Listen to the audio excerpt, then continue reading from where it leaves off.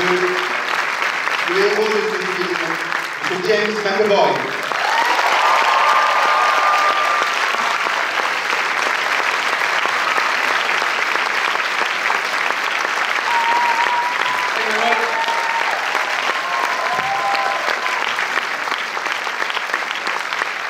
Et le réalisateur du texte, c'est M. Night Shyamalan.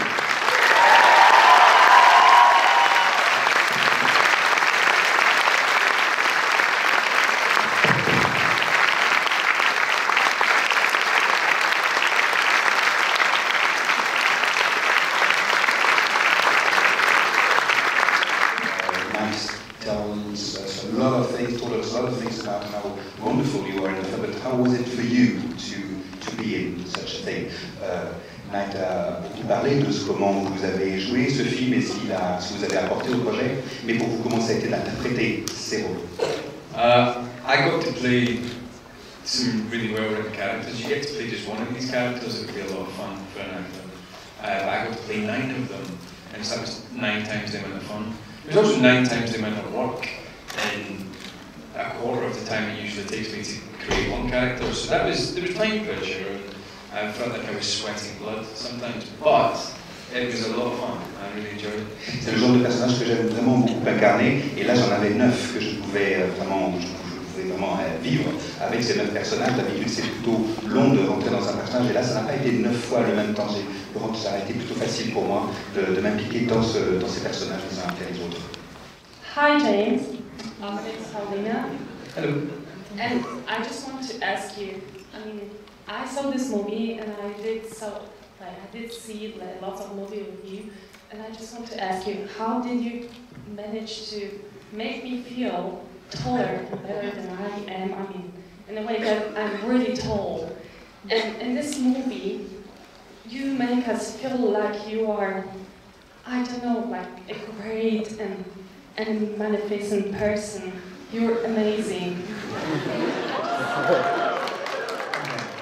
J'ai vu beaucoup de films et je voulais savoir comment vous faites pour nous donner l'impression que vous créez ce personnage, ce grand personnage, cette grandeur, cette taille, cette carrure. Comment ça vous fait Okay, so at first I thought the question was how did I make you feel taller?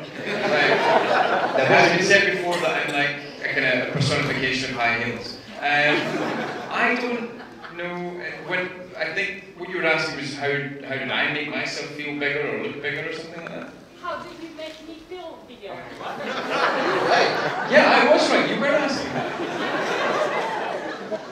But you're really tall, but I made you feel bigger.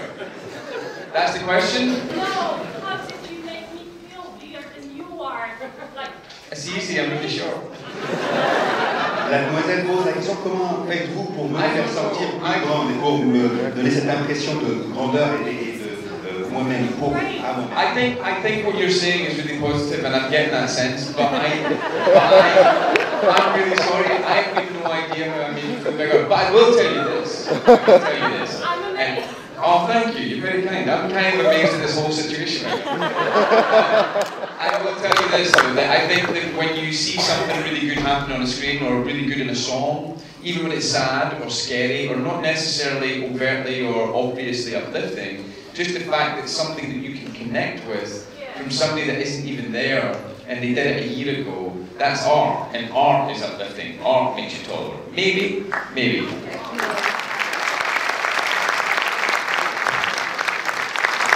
Je répondais, disais que je n'étais pas sûr que j'avais compris vraiment votre question, mais si jamais, en tout cas, moi je n'ai pas grandi, je ne suis pas plus grand que je suis dans le film en réalité, mais je pense qu'au cinéma, quand la scène est réussie, quand la situation est réussie, l'art, ça devient de l'art, et l'art, ça rend le public plus grand, ça peut vous insuffler ce sentiment, cette chose-là.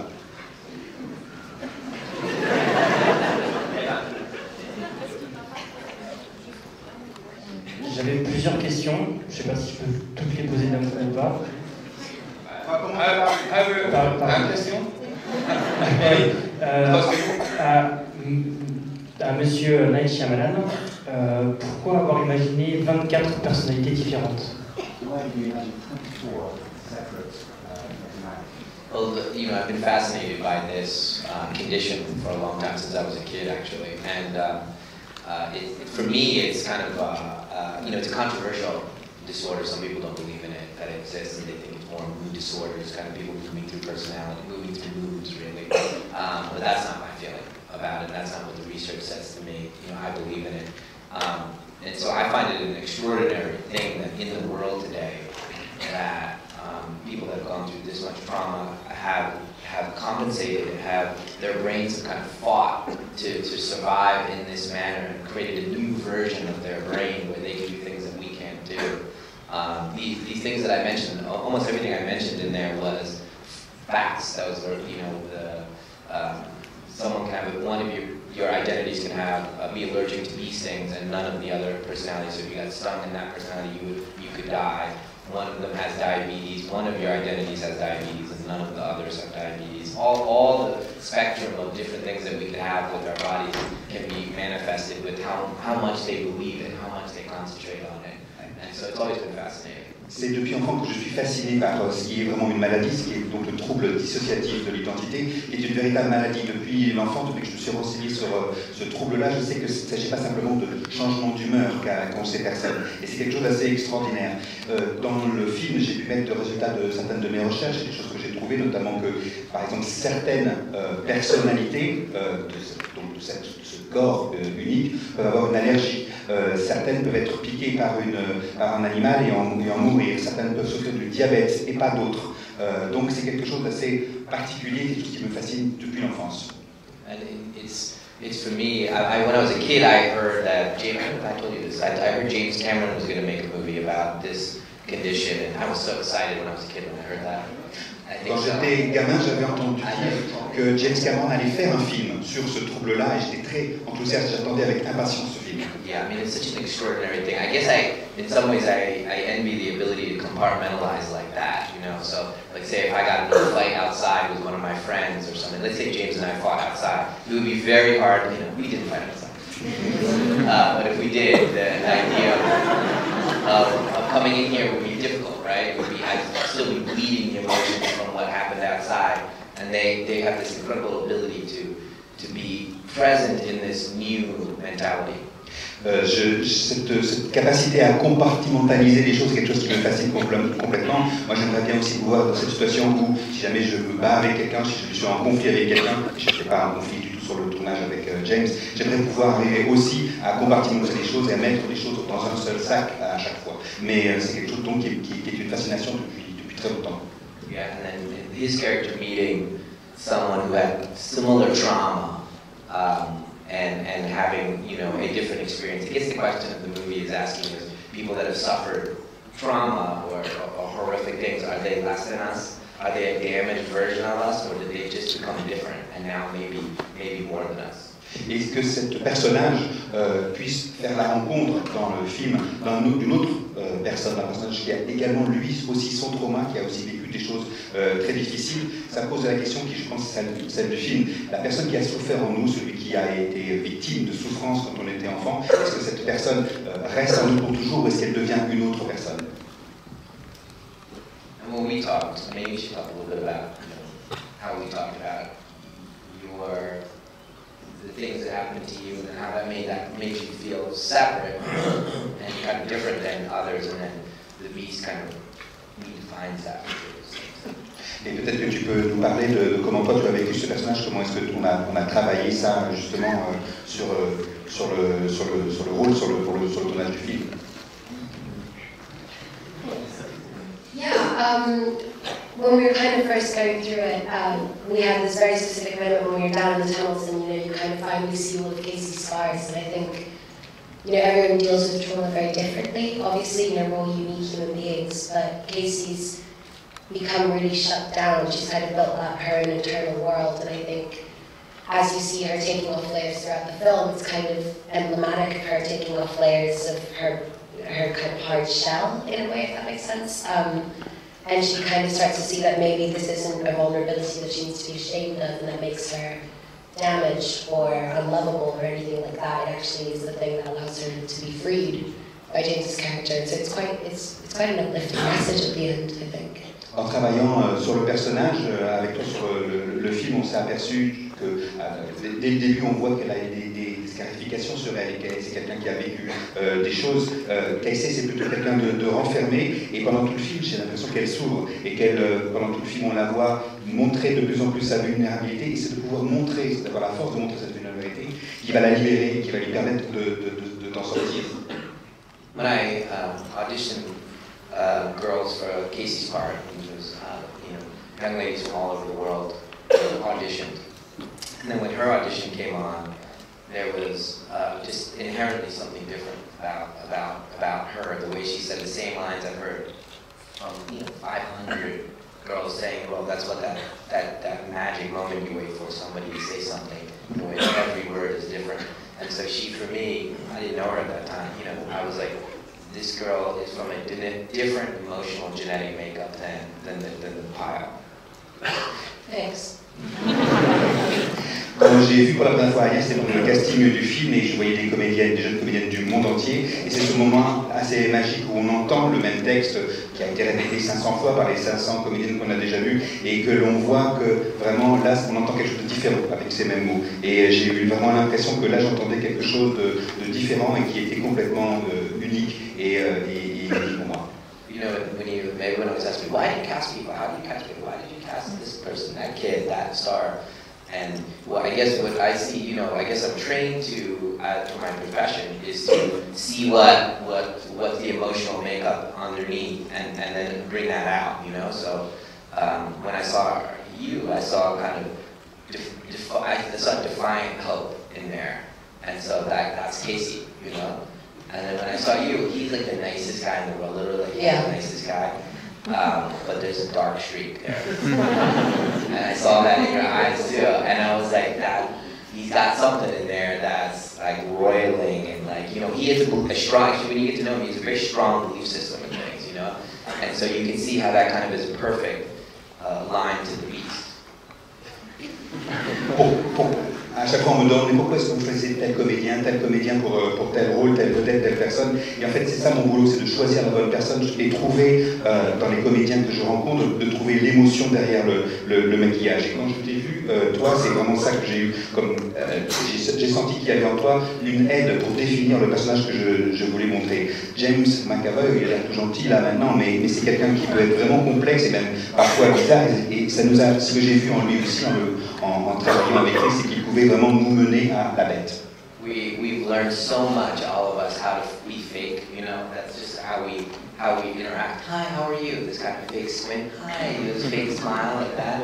We all do it. Everybody does. All those thousands of ways we've pretended to be, not tell you what we feel. And great actors, whether it's their choice or not, they have an ability to just open and be truthful, and then it allows us to see them. I mean, how many times have we been with somebody and we wanted to tell them how we felt, we wanted to be a certain way, and we couldn't because we've learned all these terrible habits of fakeness. I mean, and even now, I'm trying to shed it even talking to you so you can feel a little bit of me really here for a second, and that's really powerful if I could shed it, But that's what the really, really giving actors do. On fait tous semblant dans la vie, vous et moi, on fait tous semblant d'être quelqu'un dans le jeu social de nos rencontres. On dit tous bonjour, on répond jamais à la question comment ça va. Et les comédiens, eux, ont cette capacité d'être sincères dès le début, de pouvoir montrer quelque chose d'eux-mêmes, du personnage qu'ils interprètent dès le début. Et tout de suite, on peut voir une personne, chez un bon comédien, on peut voir la personne qu'il est. Et c'est vraiment le sentiment que j'ai eu avec tous les comédiens avec lesquels j'ai travaillé.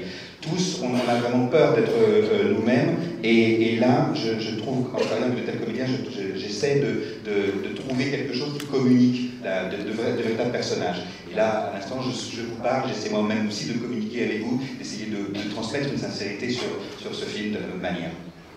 I'm going to ask one question to these guys, because you wouldn't be able to ask the question I'm going to ask.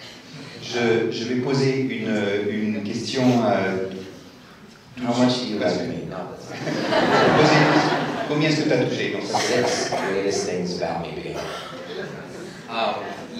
One of the difficult things about directing is trying to get everyone to their optimal place of truth, and yet everyone's process is so different about how they get there, right? As an actor, it's such a personal thing about how you become truthful and emotional, as we talked about earlier. These two could not have any more different approaches to how to get to truth. And I wanted to ask these guys, you know, how was that working with the other version of it? My job is to make it so they both can get to their place, you know? And what I mean by that is James is the type, and I've worked with a few actors like this, who it's like a trigger when you turn on the camera, it's a trigger. And prior to that, it doesn't need to be there. It doesn't need to be, you know, in character all the time, 24/7 like that. And the trigger is actually kind of freeing, and like it's like a shutter opens and then they can do their thing. Whereas Anya, and I've worked with tons and tons of actors like Anya, you have to be genuinely feeling it, and growing. Okay, I'm right there. I turn on the camera, like turn on the roll of sound, turn the camera, and those are two different approaches. Une question que je voudrais poser à mes deux comédiens, parce que ça c'est une question que peut-être vous n'aurez pas en tête pour leur poser. J'ai travaillé, c'est ça le travail vraiment d'un metteur en scène, c'est d'arriver à tirer le maximum de ses comédiens, le maximum d'un point de vue émotionnel. Or tous les comédiens ont une façon de travailler différente et une énergie qui se manifeste différemment. Ces deux comédiens justement, vous deux, vous travaillez très différemment. James, tu es un de ces comédiens, et j'ai travaillé avec d'autres comédiens comme ça, qui, quand la caméra se met à tourner, la caméra c'est un déclencheur. Tu n'as pas besoin d'être le personnage toute ta vie, toute la journée, mais dès que la caméra commence, tu deviens le personnage immédiatement et tu te plonges, ça y est, tu es parti. Anya, par contre, tu es quelqu'un qui travaille plutôt dans le sentiment, ce sentiment doit monter, ce personnage doit te venir, et c'est quand tu es prête que la caméra doit être là, prête pour toi à être déclenchée et à te filmer, etc. Comment est-ce que vous avez travaillé ça? Comment est-ce que vous avez travaillé ensemble? Do you want to go first? So I think the question is just explain the difference. How was it for you that because I don't want to do that between takes? No, I don't want to do that between takes. Parce que toi, James, toi, tu n'aimes pas qu'on répète entre les prises. Tu n'aimes pas besoin qu'on travaille pendant les prises et que tu dois aller directement tout de suite, etc. Alors comment est-ce que vous avez fait pour travailler ensemble? I feel like I do my work. I plan ahead. I think about what I'm going to do, but I have to save the acting for the moment where there's either an audience or where there's a camera rolling, and I don't find it helpful to act in between takes for me. All it does for me is make me tense, and then that tension gets in the way of the story, I think. For me personally, and it's not the case for everybody. But for me, the only way I can really ever explain it is that, you know, if you're playing the piano, the place you want to be is that as a performer and as an audience member, you don't know if you're putting the music into the piano or if the piano's putting the music into you. You are still technically performing a craft on purpose. But the best moments that only last for a few seconds are when you don't know which way it's going. And as an actor, I think it's the same. You don't know if you're telling the story or if the story is happening to you.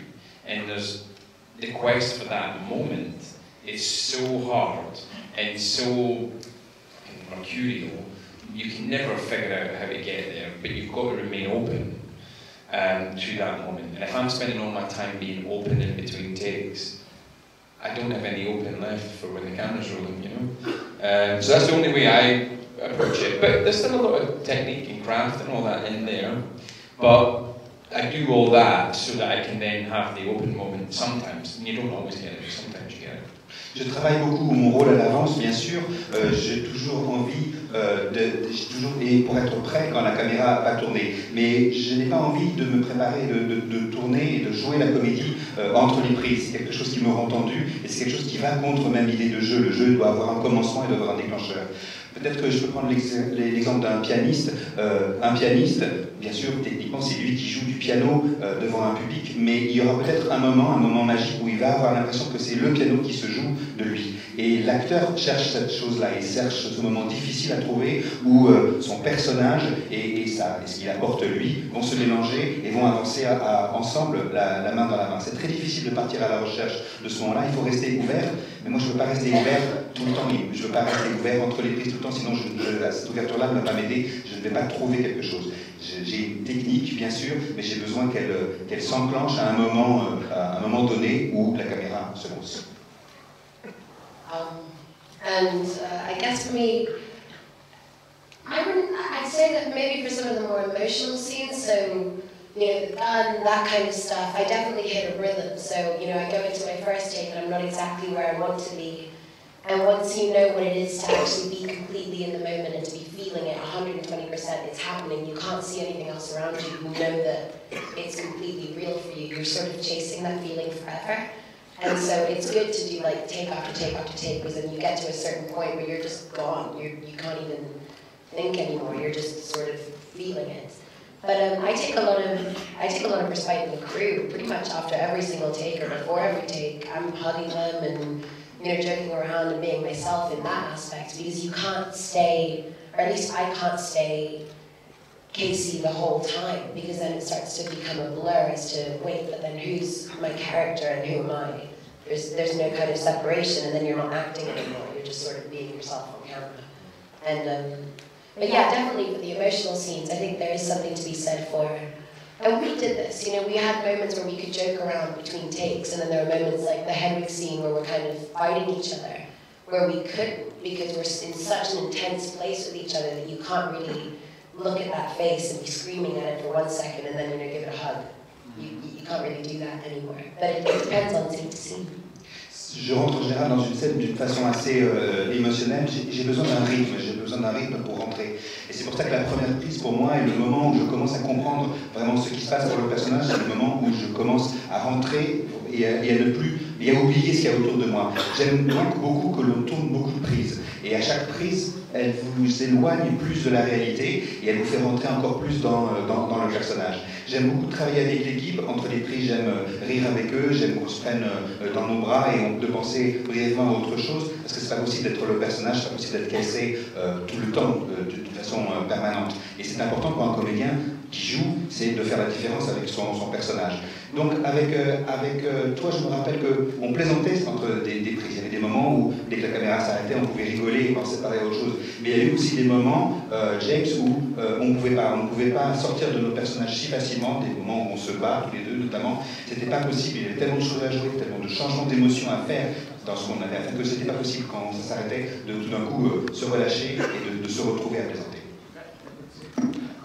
Can I just say thank you and apologies, even though we were asked this. I love listening to actors talk about acting, but I often think that most people are like, oh fuck, here we go, they're talking about fucking acting again. So thank you if you stuck through that, and apologies if you didn't. On ne nous avait pas vraiment prévu de cette question-là, et autant j'aime beaucoup les acteurs, je me dis souvent, oh là là, mon Dieu, ça va être chiant pour vous d'entendre encore des acteurs qui déblatèrent sur leur jeu de comédien, donc toutes nos excuses pour avoir passé ce temps-là à parler de nos affaires. My question is for the director. I've seen many of your films, and there's always an element of the supernatural in all your films. And I'm really curious to know, have you lived experiences like this yourself, or why are you so interested in the mystical experience and the psychological dimension? Because this is very rare, we don't find it in cinema. And I have a small request, can I have a picture with you guys after all? Yes, but only you. Thank you. Je voulais vous dire que c'était un super film. J'ai vu un documentaire sur ce syndrome et que c'était une idée fantastique d'en avoir fait un film de fiction. J'ai vu beaucoup de vos films, Monsieur Shyamalan, et je remarque que le surnaturel a une importance récurrente dans vos films. Quel est votre rapport avec ça? Parce que c'est assez rare parmi les réalisateurs. Est-ce que vous avez vous-même vécu des expériences telles qui font que vous nourrissez tous vos films avec de telles expériences? I mean, probably, no, I haven't had supernatural experiences, but I want to. Non, je n'ai pas vécu d'expérience surnaturelle, mais j'aimerais bien, je voudrais bien. I'm Indian, so there's a lot of, belief in the other things, I go to visit my grandma's house in India, and there's a chicken head nailed to the tree outside the house. Why is there a chicken head nailed outside the house, Grandma? And she's like, well, that keeps the ghosts away. It's a fact. Je suis indien, vous savez, et les Indiens, on a beaucoup de croyances, on a des croyances dans l'au-delà. Quand j'allais voir ma grand-mère, il y avait punaisé dans sa cuisine, il y avait des têtes de poulet. Je lui disais, grand-mère, mais pourquoi est-ce qu'il y a des têtes de poulet punaisées dans ta cuisine? Elle disait, c'est pour éloigner les fantômes, bien sûr, naturellement. Voilà. I think, ultimately as an artist, the greatest power you have is the most specific you can be, right? right? When you generalize in any way, whether you want to be accepted or you're hiding part of yourself or something, that's when you weaken your power as an artist. And as a writer, because I write everything, you know, the more specific I can be, the reason it pops. You know, I don't live in Los Angeles, I live in Philadelphia, and I grew up there, but I was born in Pondicherry, India. And so that combination of, you know, being on the East Coast in Pennsylvania, plus the Indian heritage, that combination is me, and representing them in that balance is what you see. And I think that a lot of people connect to some part of that, kind of, maybe it's the immigrant, you know, thing. When I go to country to country, I feel as I do here, like you guys like take me as your own, and I feel it coming from you, and I feel that in each country, and I think maybe it's that immigrant kind of cultural mix of things. Je ne crois pas du tout à la généralisation. Je pense qu'en tant qu'auteur, il faut toujours être précis, il faut toujours parler quelque chose de concret. Moi, en tant qu'auteur, j'essaie toujours d'aller vers ce qui est particulier, vers les particularismes. J'essaie de me documenter le plus possible pour l'écrire. Je suis quelqu'un d'origine indienne. Je n'ai pas grandi à Los Angeles, mais à Philadelphie, dans un contexte assez particulier, et avec mes croyances, avec mes rêves à moi. Et c'est ce que j'essaie d'être, en fait, dans tout ce que j'écris, j'essaie d'être moi-même. Et quand je rencontre des choses particulières, singulières, comme par exemple ici, quand je viens en France, où j'ai l'impression d'être tellement accepté, je pense vraiment que les particularités de chacun peuvent, quand on s'y intéresse et quand on les développe, créer vraiment quelque chose entre les gens, et une fois bien exprimé, on peut tous se comprendre dans le langage du cinéma. My first film I made at 21, it was all Indian people in it, and nobody went to see it.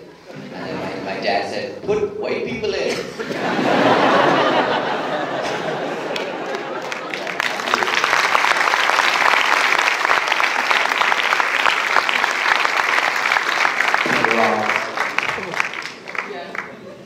Thank you guys again for making this. Merci beaucoup à tous.